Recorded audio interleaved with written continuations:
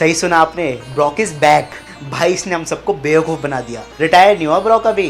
Splash, super kick, Superman पंच और spare, भाई इन सब ने मिलके आज बढ़िया तरीके से पेला जेकब को। डब्ल्यूए को मान जाना चाहिए कि विजन बिल्कुल ब्लाइंड हो चुका है, यानी वो फेल्ड फैक्शन है। और भाई उसको तोड़ दो और ब्रॉन ब्रेकर को सिंगल्स रेसलर की तरह आगे बढ़ने दो। तो आज हम करेंगे रॉ का एक देसी रिव्यू, यानी अनफिल्टर्ड रिव्यू।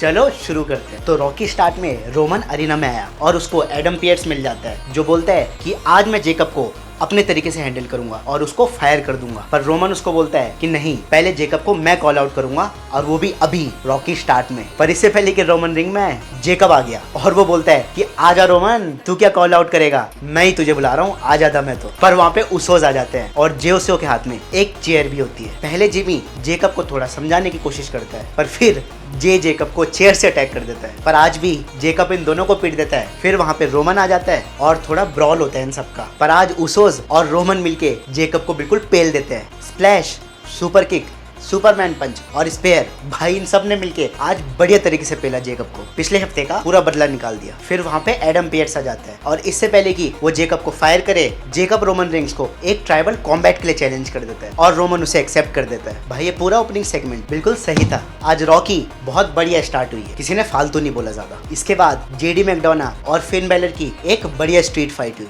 पर इसके एंड में वही चीटिंग हुई और डोमिनिक आ गया। पर भाई एक चीज अच्छी हुई कि चीटिंग के बावजूद फिन बैलर ने दोनों को पीट दिया और वो जीत गया, इसीलिए ये मैच सही था। पर भाई मैं बोलना चाहूंगा कि जेडी वर्सेस फिन हमने 3 बार देख दिया है रेसलमेनिया के बाद से, और ये डोमिनिक वर्सेस फिन की स्टोरी लाइन कुछ ज्यादा ही खींच रहा है डब्ल्यूई। इसको रेसलमेनिया में खत्म हो जाना चाहिए था, इसीलिए मैं इनकी स्टोरी लाइन के लिए तो बिल्कुल एक्साइटेड नहीं। बहुत हो गया भाई, ये इसको खत्म करो। इसके बाद back stage Seth Rollins interviewer को बोलता है कि 9 महीने से उसका रॉ में मैच नहीं हुआ, इसीलिए आज मेन इवेंट में उसका मैच होगा। और वो विजन को चैलेंज करता है, किसी भी एक को मेरे साथ मैच करो आज। फिर सेथ बोलता है कि वो चाहता है कि ब्रॉन आज एक्सेप्ट करे। रॉलिंस बोलता है कि भाई दिखा, क्या तू सिर्फ एक नेपो बेबी है या कुछ दम भी है तेरे में, दिखा दे। फिर बैक स्टेज में दूसरी जगह सोल रुका और बेकी लिंच बड़बड़ कर रहे होते हैं, जिसके बाद सोल रिंग में आ जाती है और बेकी भी रिंग में आ जाती है। भाई इसके बाद बिल्कुल एक बोरिंग प्रोमो है इन दोनों का रिंग में, बिल्कुल अच्छा नहीं था प्रोमो और बहुत बोरिंग था। सोल एक अच्छी रेसलर है, पर उसमें करिश्मा की थोड़ी कमी है अभी, इसलिए बार बार इसको प्रोमो क्यों दे रहे हो। इसीलिए इस सेगमेंट में डब्ल्यूए ने बिल्कुल हक दिया। भाई नए रेसलर्स को, खासकर जिनमें करिश्मा कम है, उनको बार बार प्रोमो नहीं देना चाहिए डब्ल्यूए को। सोल को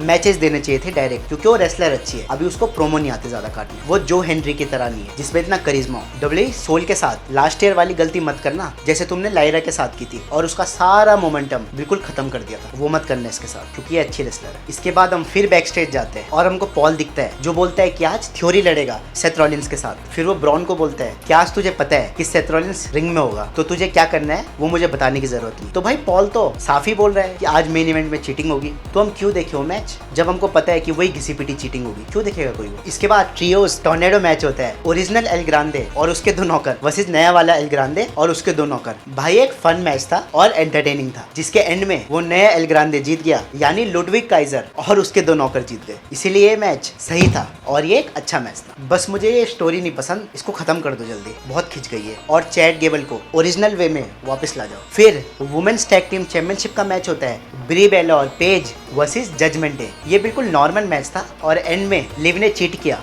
फिर भी ब्री और पेज जीत गए और उन्होंने रिटेन कर दिया। ये बिल्कुल बेसिक मैच था, इसलिए बिल्कुल टाइम पास था। इसके बाद बैक स्टेज सेथ रॉलिंस के पास एले नाइट आता है और वो बोलता है कि सेथ को आज हेल्प की नीड होगी, पर एले नाइट वो मदद नहीं करेगा सेथ की। तो भाई एले मत करना, मांगी किसने तेरे से हेल्प, ये बोलना है क्या तू भाई साहब। इसके बाद ओबा फेमी रिंग में आता है अपने ओपन चैलेंज के लिए, पर पीछे से उसको ब्रॉक लेसनर अटैक कर देता है। सही सुना आपने, ब्रॉक इज बैक। भाई इसने हम सबको बेवकूफ बना दिया। रिटायर नहीं हुआ ब्रॉक अभी। और फिर ब्रॉक लेसनर ने ओबा फेमी पे सीधा 4 F5 मारी, एक के बाद एक। भाई बढ़िया तरीके से पीट दिया ब्रॉक ने आज इसको, रेसलमेनिया का पूरा बदला ले दिया। भाई इस सेगमेंट में डब्ल्यूए ने बिल्कुल आग लगा दी। ये एक बहुत बढ़िया सरप्राइज था। भले ही हम सब ने सुना था कि ब्रॉक की रिटायरमेंट एक स्टोरी लाइन का पार्ट है, पर किसी को नहीं लगा था कि वो आज वापस आएगा, और वो भी ऐसे तरीके से। इसीलिए सरप्राइज बहुत अच्छा लगा मुझे। इसके बाद back stage Adam Pearce Paul के पास आता है और वो बोलता है क्या हो रहा है ये, मैंने तो ब्रॉक लेसनर के रिटायरमेंट पेपर्स भी फाइल कर दिए थे, ये वापस कैसे आया। और पॉल हेमन बोलता है कि ब्रॉक रिटायर्ड ही है,